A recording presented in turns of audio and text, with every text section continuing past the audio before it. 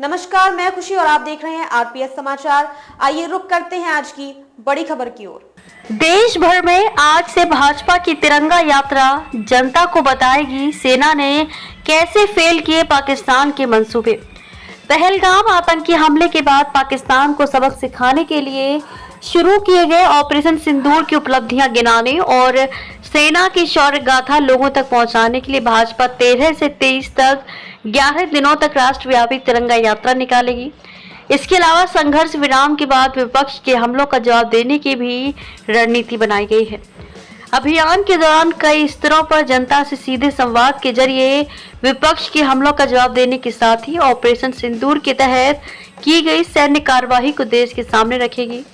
रविवार को पार्टी के शीर्ष नेताओं की बैठक के बाद सोमवार को पार्टी अध्यक्ष जेपी नड्डा की महासचिवों और वरिष्ठ नेताओं के साथ हुई बैठक में जवाबी रणनीति का ताना बाना बुना गया।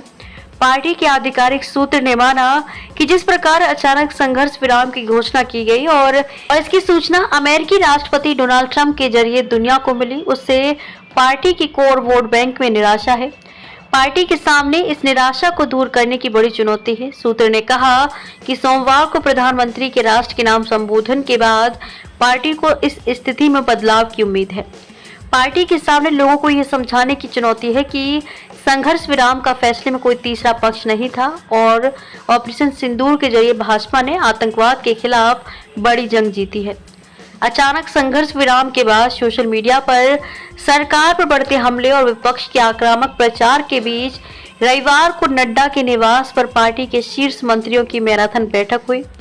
इस बैठक में रक्षा मंत्री राजनाथ सिंह, गृह मंत्री अमित शाह, पीयूष गोयल, मनोहर लाल खट्टर, किरेन रिजिजू, भूपेंद्र यादव, अश्विनी वैष्णव शामिल हुए। इस बैठक में भी विपक्ष के हमले और सोशल मीडिया पर सरकार के खिलाफ दुष्प्रचार के खिलाफ रणनीति पर करीब 3 घंटे तक मंथन हुआ। सेमिनार संवाद का भी सहारा लेगी पार्टी। ऑपरेशन सिंदूर की सफलता और विपक्ष के हमले का जवाब देने के लिए पार्टी ने देशव्यापी तिरंगा यात्रा निकालने का निर्णय लिया है। इस ऑपरेशन पर सेना की उपलब्धियों को गिनाने के लिए सेमिनार और प्रेस कॉन्फ्रेंस का आयोजन करने और जनता से सीधा संवाद करने की भी रणनीति बनी है।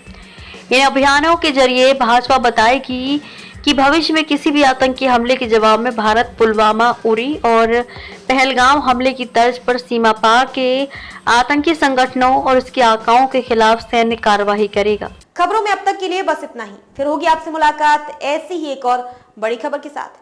तब तक के लिए नमस्कार और देखते रहिए आरपीएस समाचार। ऐसे ही लेटेस्ट अपडेट्स के लिए हमारे चैनल आरपीएस समाचार को सब्सक्राइब करें और तुरंत नोटिफिकेशन पाने के लिए बेल आइकन प्रेस करना ना भूलें। अगर आपको हमारी खबर पसंद आई हो तो इसे ज्यादा से ज्यादा लोगों तक जरूर पहुंचाएं।